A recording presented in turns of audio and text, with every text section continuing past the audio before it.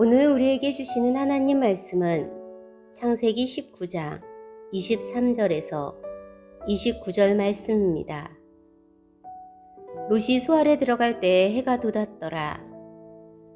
여호와께서 하늘 곧 여호와께로부터 유황과 불을 소돔과 고모라에 비같이 내리사 그 성들과 온 들과 성에 거주하는 모든 백성과 땅에 난 것을 다 엎어 멸하셨더라.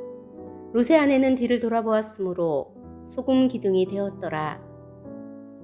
아브라함이 그 아침에 일찍이 일어나 여호와 앞에 서 있던 곳에 이르러 소돔과 고모라와 그 온 지역을 향하여 눈을 들어 연기가 옹기 가마의 연기같이 치솟음을 보았더라. 하나님이 그 지역의 성을 멸하실 때 곧 롯이 거주하는 성을 엎으실 때에 하나님이 아브라함을 생각하사 롯을 그 엎으시는 중에서 내보내셨더라.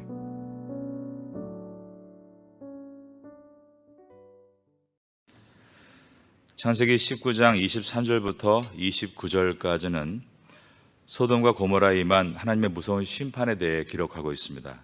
그리고 30절부터 38절까지는 그 심판 뒤에 있었던 결과에 대해서 기록하고 있습니다. 특별히 롯의 계속되는 실패가 기록되어 있습니다. 아주 참담한 이야기가 있는 것입니다. 오늘 본문은 이러한 비극으로 구성되어 있다는 것을 염두에 두고 말씀을 묵상하도록 하겠습니다. 소돔과 고모라에 대해서 우리가 어떻게 생각할 수 있는가? 소돔과 고모라를 생각할 때 우리가 그들의 죄에 대해서 일반적으로 음란죄를 생각합니다. 유다서 1장 7절에 보면 이렇게 기록하고 있습니다.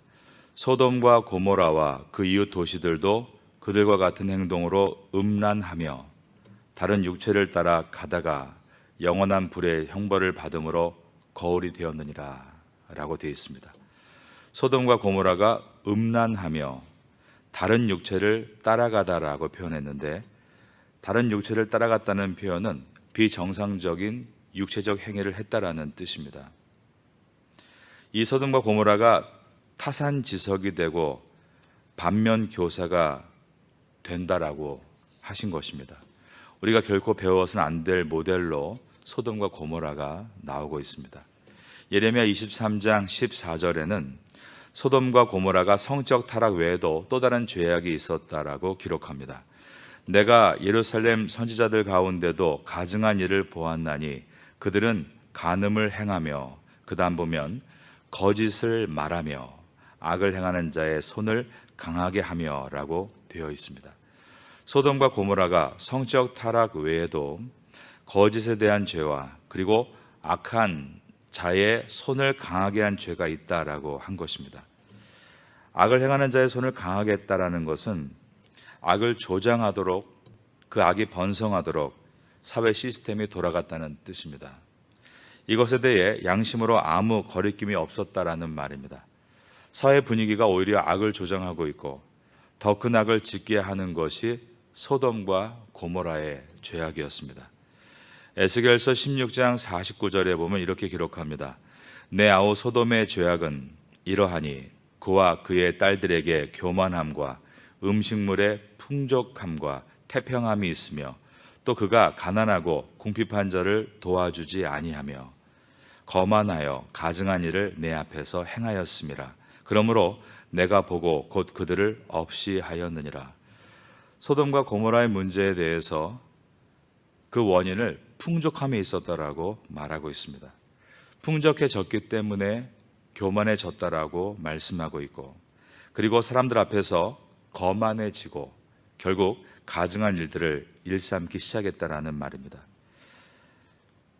그들은 부유하고 풍족하면서 가난하고 궁핍한 사람들을 도와주지 않았다라고 되어 있습니다. 구약 성경에 있는 모든 용례를 들어서 소돔과 고모라의 죄악을 정리해 본다면 이렇게 말할 수 있겠습니다.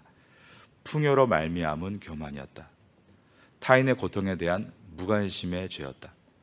극단적 이기심이었다. 도덕적 타락이다. 성적 타락이다. 사회 전반적인 부패이다. 정의와 공의가 땅바닥에 내팽겨쳐졌다입니다. 바로 이런 것들이 소돔과 고모라의 죄악상이었고 이것에 대해서 하나님께서 엄하게 징계하셨다라는 것이 소돔과 고모라의 모든 이야기의 전말입니다. 그런데 이 모습은 무서우리만큼 오늘날 우리의 사회를 투영하고 있습니다. 요즘 가난 때문에 죄를 짓는 것보다 풍요로 말미암아 죄를 짓는 이들이 점점 더 많아지고 있습니다. 극단적 이기심이 생기고 있고 물질주의라고 하죠. 돈이 있으면 모든 것이 다 된다. 만몬주의가 사회에 기승을 부리고 있습니다. 모든 문화와 모든 상황 가운데서 항상 돈이 주제가 되고 있습니다. 도덕적 타락이 극심하게 치닫고 있고 성적 타락이 판을 치고 있으며 간음을 넘어서서 비뚤어진 사랑이 점점 세상을 덮어가고 있습니다. 이것은 건강한 사회로가 아니라 분명히 부패한 사회로 가고 있다는 분명한 신호입니다. 그러므로 오늘 묵상을 통해서 소돔과 고모라의 이야기는 우리의 거울의 이야기로 삼아야 합니다. 이 새벽 시간을 통하여서 말씀의 거울을 보며 우리를 돌아볼 수 있는 시간 될 수 있기를 바라겠습니다. 창세기 19장 24절을 보겠습니다. 여호와께서 하늘 곧 여호와께로부터 유황과 불을 소돔과 고모라에 비같이 내리사. 24절은 심판이 어디에서부터 왔고 심판이 어떻게 임하는가를 보여줍니다. 여호와께서 하늘 곧 여호와께로부터 유황과 불을 소돔과 고모라에 비같이 내리셨다라고 했습니다. 심판이 어디에서부터 왔다는 것을 강조하고 있습니까? 여호와께서 하늘 곧 여호와께로부터라는 이 문장은 두 번이나 여호와를 반복하면서 이 심판이 하나님의 심판이다를 말하고 있습니다. 그리고 유황과 불을 비같이 소돔과 고모라에 내리게 하셨다라고 되어 있는데 이것이 대지진과 함께 터져나온 용암인지 어떠한 자연재해를 말하는 것인지는 과학적으로 규명하는 것은 제한적인 문자를 가지고 늘 한계가 있는 것 같습니다. 성지순례를 가면 사해바다에 그을린 흔적을 가지고 뜨거운 불이 떨어져서 녹아내린 것이다 라고 설명을 듣기도 하지만 이것을 과학적으로 어느 만큼 우리가 이해할 수 있는가는 쉽지 않은 문제입니다. 그런데 이것이 어떤 재앙이었는가를 밝히는 것보다 더 우리가 이 본문에서 봐야 될 것이 있습니다.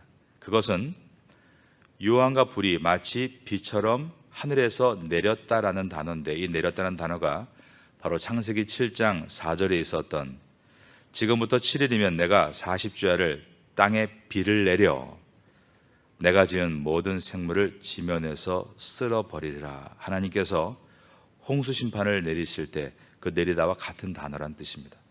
하나님은 이 땅에 비를 내리게 하셔서 심판하실 때 그리고 불을 내리게 하셔서 심판하실 때 같은 단어를 사용하심으로 심판은 하나님께서 하시는 것이라는 것을 강조하고 계신 것입니다.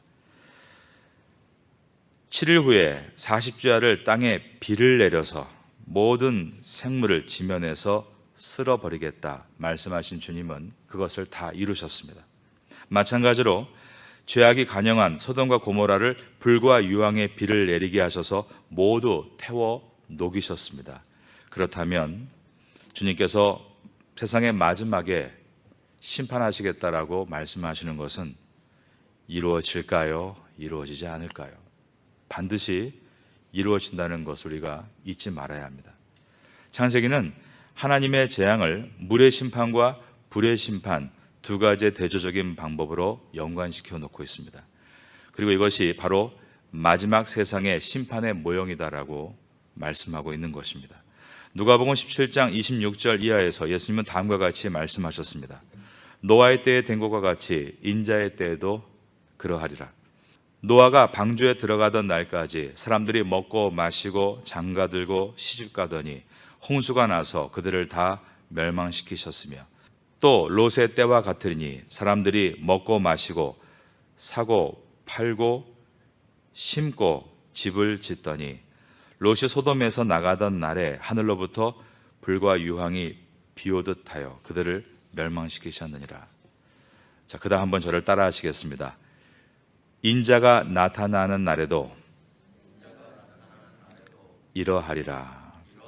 그러시면서 예수님은 그날에 만일 사람이 지붕 위에 있고 그의 세간이 그 집 안에 있으면 그것을 가지러 내려가지 말 것이요 밭에 있는 자도 그와 같이 뒤로 돌이키지 말 것이니라. 그 다음에 보니까 롯의 철을 기억하라, 이렇게 기록하고 있습니다.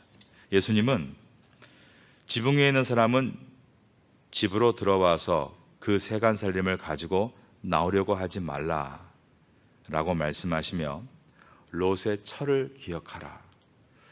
그러면 롯의 처가 뒤를 돌아본 것은 무엇인가? 어제 말씀드린 대로 소돔에 대한 연민입니다. 그리고 그가 두고 온 모든 것에 대한 안타까움입니다. 참 사람은요, 돈이 한 다발이 있어도 뒤를 돌아보지만 돈이 한 장만 떨어져도 뒤를 돌아보는 것이 사람이고, 큰 집을 소유한 것도 욕심을 내지만 작은 물건 하나도 소유하는 것도 욕심을 내는 것이 인간의 마음입니다. 천사가 롯의 가족에게 뭐라고 말했는가? 자, 한번 창세기 19장 17절을 보겠습니다. 그 사람들이 그들을 밖으로 이끌어낸 후에 이르되 도망하여 생명을 보존하라.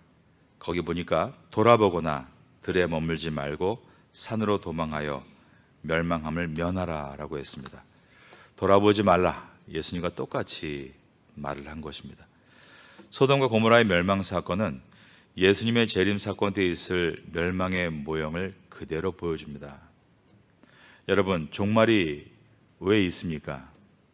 성경이 종말을 분명히 말씀하고 있기 때문입니다. 어떤 사람들은 하나님의 약속은 더디다라고 말하며 조롱하고 교회를 비난하는 사람도 있습니다. 그러나 베드로 사도가 베드로후서 3장 3절 이하에서 분명히 말합니다.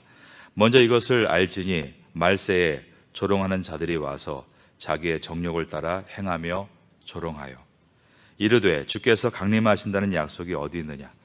조상들이 잔후로부터 만물이 처음 창조될 때와 같이 그냥 있다 하니 이는 하늘이 옛적부터 있는 것과 땅이 물에서 나와 물로 성립된 것도 하나님의 말씀으로 된 것을 그들이 일부러 잊으려 함이로다. 이로 말미암아 그때의 세상은 물이 넘침으로 멸망하였으되 이제 하늘과 땅은 그 동일한 말씀으로 불사르기 위하여 보호하신 바 되어 경건하지 아니한 사람들의 심판과 멸망의 날까지 보존하여 두신 것이라 라고 했습니다. 참 놀라운 것이 있습니다. 인류의 역사가 이렇게 발전하면서 과학과 다양한 기술들이 눈부시게 발전했지만 놀랍게도 사람의 마음은 단 1도 변한 것이 없다라는 것입니다. 노아 시대의 마음과 소돔 시대의 마음과 오늘날 시대의 마음이 바뀐 것이 없습니다. 항상 사람은 이 죄에 대해서 얼마나 둔해 있는지 모릅니다. 성경이 말씀하는 것은 예수님께서는 반드시 오신다라고 하고 있습니다.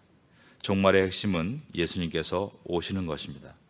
그런데 예수님이 언제 오실지 성경은 certainly, 분명하게 이야기하지 않습니다. uncertainly, 불분명하게 말씀합니다. 왜 그렇습니까?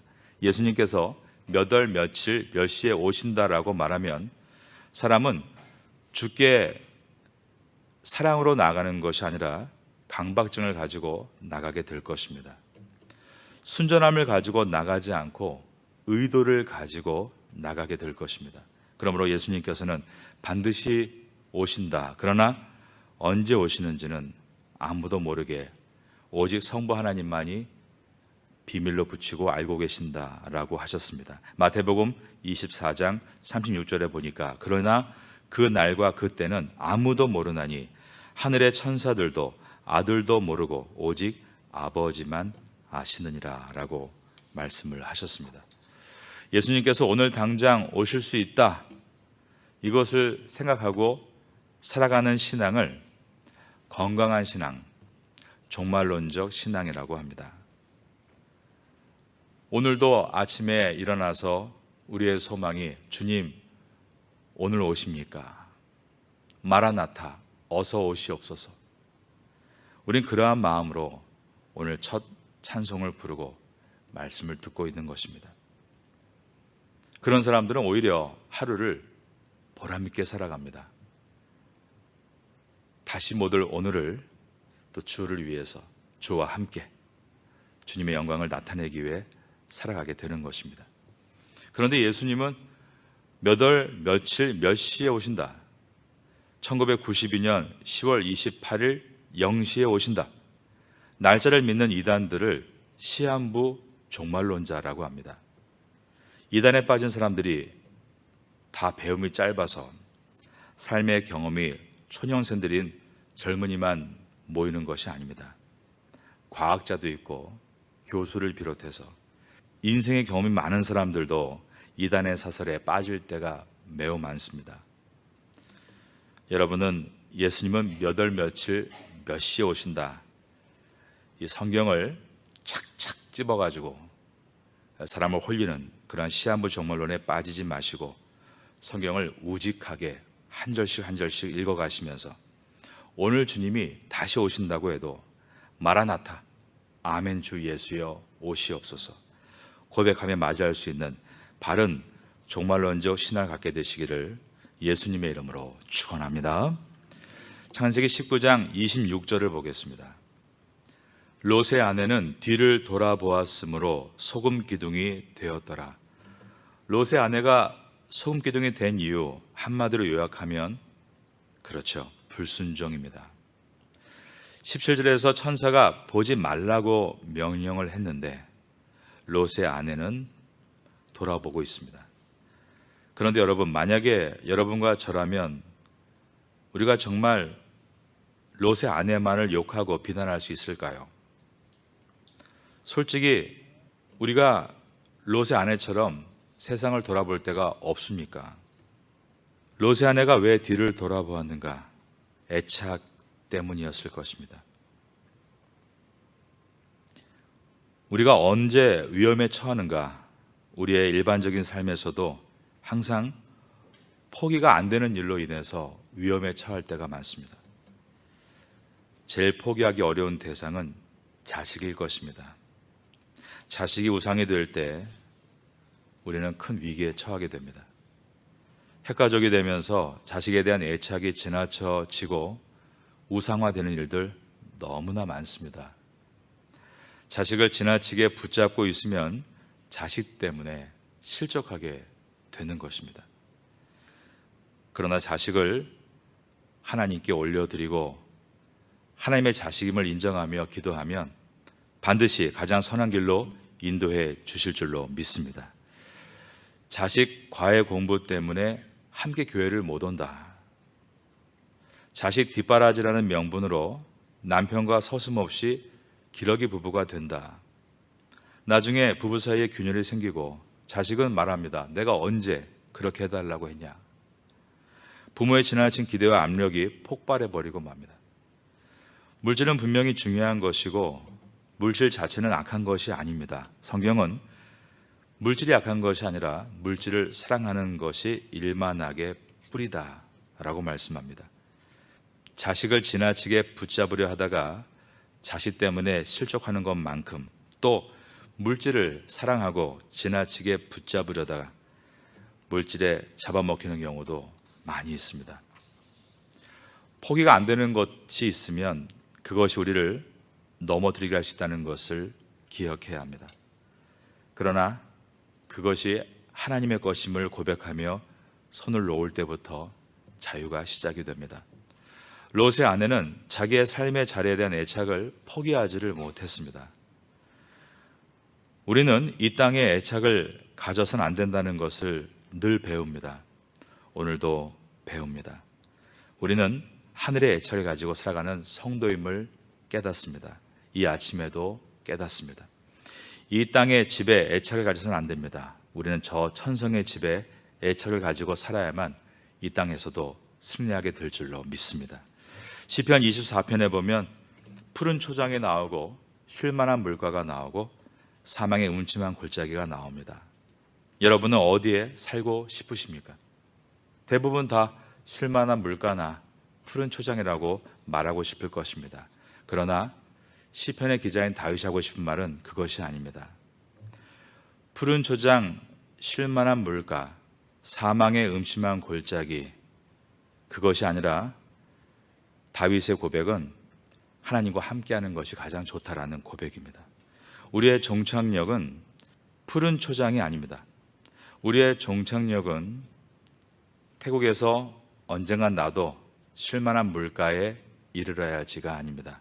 우리의 마지막 종착역은 천성에 있는 여호와의 집입니다. 그래서 그곳을 영원히 거할 것을 바라보고 오늘도 나그네로 살아가는 것입니다. 그러므로 성도의 삶이란 두 가지가 있어야 됩니다. 저를 따라 하시겠습니다. 나그네 의식과 책임 의식. 우리는 이 땅에서 나그네입니다. 그런데 나그네라는 것이 우리가 무책임하게 산다는 것을 의미하는 것은 아닙니다. 나그네 의식을 가지고 가볍게 살아가라는 것입니다.